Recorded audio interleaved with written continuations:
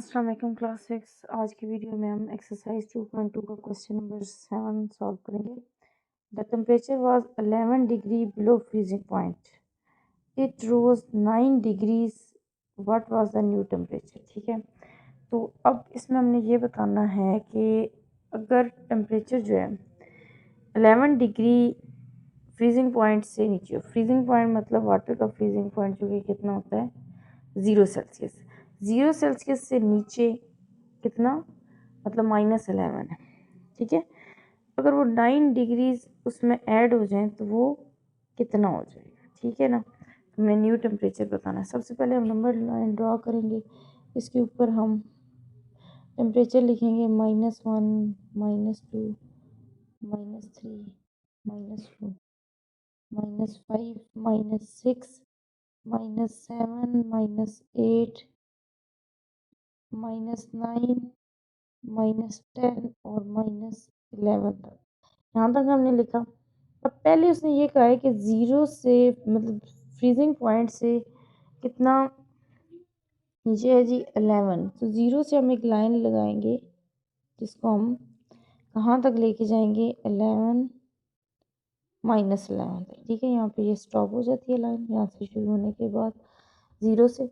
उसके बाद जो है वो हम क्या करेंगे, अब वो कह रहा है कि अगर माइनस जो 9 है वो इसमें मतलब यानी कि 9 जो पॉइंट्स हैं वो रेज हो जाए तो ये बनते हैं 11 से 1 2 3 4 5 6 7 8 और 9।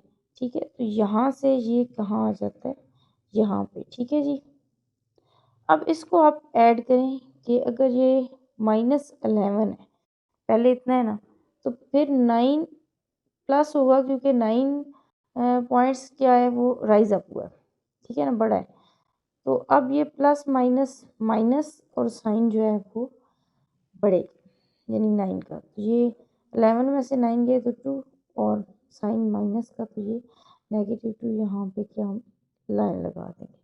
अब नंबर लाइन पे रिप्रेजेंटेशन ज़रूरी नहीं है, अगर आप करना चाहते हो वेल एंड गुड, अगर नहीं करना चाहते तो ऐसे ही ठीक है। तो आप क्या लिखेंगे कि न्यू टेम्परेचर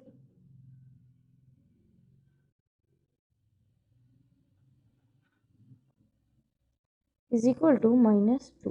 ठीक है जी, बस नया टेम्परेचर क्या है माइनस। आगे जी क्वेश्चन नंबर 8, एमन had RS 4000 in the bank, he made the following transactions. Transaction से क्या मुराद होती है, ट्रांजेक्शन से मुराद होता है कि बैंक अकाउंट में पैसे जमा करवाना, पैसे निकलवाना, यानी कि जो आप मनी बैंक में जिस तरह से उसकी डीलिंग करते हैं बैंक अकाउंट के अंदर, तो उसको हम क्या कहते हैं कि ये जो है ये उसकी ट्रांजेक्शन है। अब पहले तो ये देखें कि उसने क्या 4000 बैंक के अंदर डिपॉजिट करवाया सबसे पहले, मतलब 4000 बैंक के अंदर उसका मौजूद था। अब उसमें उसने मैं आप लिख सकते हैं कि बेस अमाउंट अगर हम लिखना चाहें तो, यानी कि ये आप बताएंगे ना कि अहमद के पास कितनी रकम मौजूद थी अकाउंट के अंदर, तो आप सबसे पहले क्या लिखेंगे कि मनी इन अकाउंट या बेस मनी,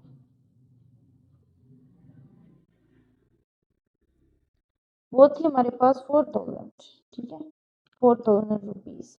अब अगली ट्रांजैक्शन क्या है कि उसने 1500 डिपॉजिट करवा दिया। डिपॉजिट मतलब वो उसमें प्लस हो गया 4000 में, इसको +15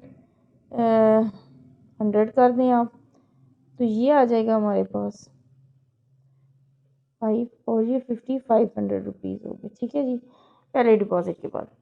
नेक्स्ट देखिए उसने 2000 इसमें से विदड्रॉ करवा लिए, यानी कि विदड्रॉ करवाए हैं तो ये 2000 क्या हो जाएगा माइनस हो जाएगा,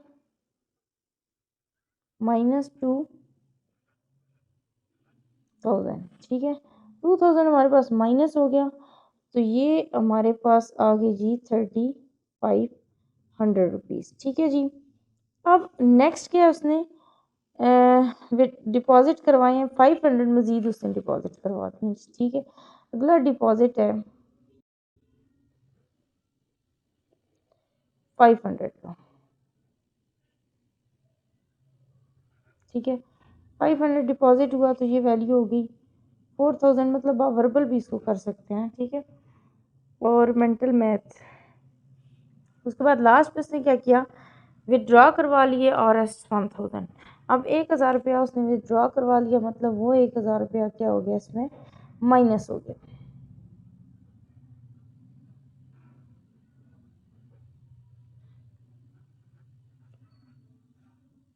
तो यहाँ से ये विदड्रॉ हुआ तो इसके साथ माइनस का साइन, तो ये आ जाएगा 3000 रुपीज़। अब उन्होंने पूछा, सवाल ये है कि what was the balance in his account. अब बैलेंस इन सारी ट्रांजैक्शंस के बाद उसके पास बैलेंस कितना है, तो उसके पास बैलेंस है जी 3000 रुपीज़। अब ये सारी ट्रांजैक्शंस के बाद ये ट्रांजैक्शन डिटेल्स हैं और ये हमारे पास बच गए हैं जी 3000 रुपीज़, जो उसके अकाउंट में अवेलेबल है इस टाइम के ऊपर, ठीक है जी। तो ये आज हमारी एक्सरसाइज 2.2 हो गई है कंप्लीट। फर्दर एजुकेशनल वीडियोस की काइंडली मेरा चैनल लाइक कीजिए, सब्सक्राइब कीजिए और मेरी वीडियोस को ज़्यादा से ज़्यादा शेयर कीजिए। Thank you very much.